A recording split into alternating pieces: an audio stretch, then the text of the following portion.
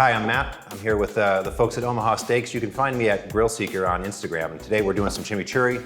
We're gonna pair that with some sirloin steak. I love chimi on sirloin because sirloin is sort of a very lean cut of meat and is not nearly as marbled. So the chimi really brings out some flavors with it. So check it out today and give it a try yourself. Chimi is generally a parsley-based sauce. I like to add a little cilantro with it. I think it brings out a little bit of freshness to it. And then I put some red jalapeno in there as well, just to bring a little heat, a little spice to the profile. That's what I like to do, and I think it goes really well with beef. It's great with chicken too.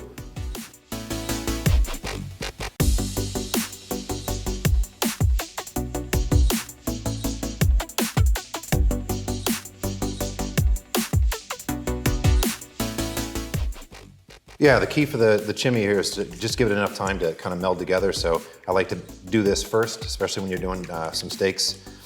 Do this first and let it sit together for an hour, hour and a half or so. Perfect at that point. Now we're going to talk about seasoning.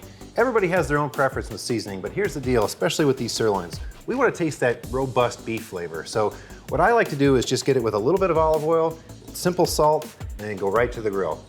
Also, we're gonna hit this thing with some chimichurri afterwards, so we don't need a whole bunch of flavor coming from a rub. We just wanna taste that beef.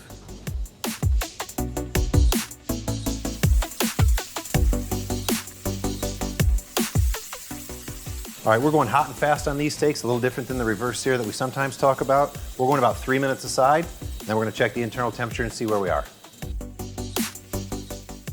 All right, here's a great tip when you're talking about when should you turn your steak. I'm gonna show you this. You see how the steak is still kind of attached to the grill on both sides, both steaks? It's about ready to turn. Once it releases easily, that's when you're ready to turn it.